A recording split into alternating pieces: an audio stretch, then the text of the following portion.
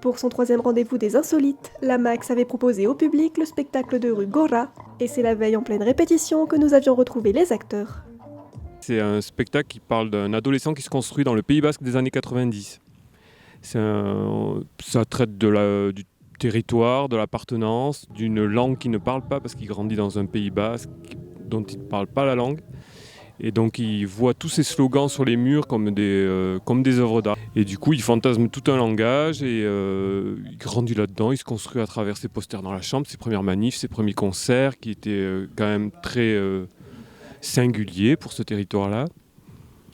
Et voilà, après c'est une forme théâtre-concert, il y a de la musique en live qui accompagne quand même un flot de paroles, quoi. Et là on travaille en particulier avec des adolescents qui permettent d'illustrer un gang de Sioux d'aujourd'hui, sorte de petits rebelles qui occupent le skatepark comme si c'était leur propre territoire qu'il fallait défendre. En effet, les adolescents qui le souhaitaient avaient pu participer au projet et avaient eu 3 jours pour s'intégrer à la troupe. Quand ils sont venus dans notre classe justement pour présenter leur projet avec leurs vidéos, ça m'a donné envie de comprendre quelle était leur intention et le message à passer. Voilà. Ça m'a donné envie de le faire pour voir le projet et y participer sans... Enfin, je trouvais ça tentant, le truc que ça se fait en 3 jours, enfin pas tout le spectacle mais pour nous et plus aussi pour une expérience et voilà.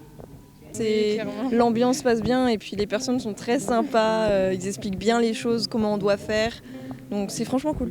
Et même c'est assez ouvert, genre elle nous dit tout le temps, la metteuse en scène, là vous mettez comme vous voulez, il faut que ce soit vrai, et du coup ça nous force pas à changer, etc. Enfin, ça nous laisse de liberté pour nous, donc voilà. Des ateliers de médiation avec les jeunes avaient été organisés en amont du spectacle et notamment sur la notion de territoire. Les collègues qui travaillent sur les actions de médiation culturelle sont allés flyer au niveau du lycée, discuter avec les lycéens et on a fonctionné avec une petite campagne de communication avec des stickers Gora et pour les interpeller sur ce projet-là. Ce qui était intéressant, c'était de parler de la notion de territoire, puisque nous en plus la communauté de communes, c'est une notion importante puisqu'on fait ce travail de développement sur ce territoire-là.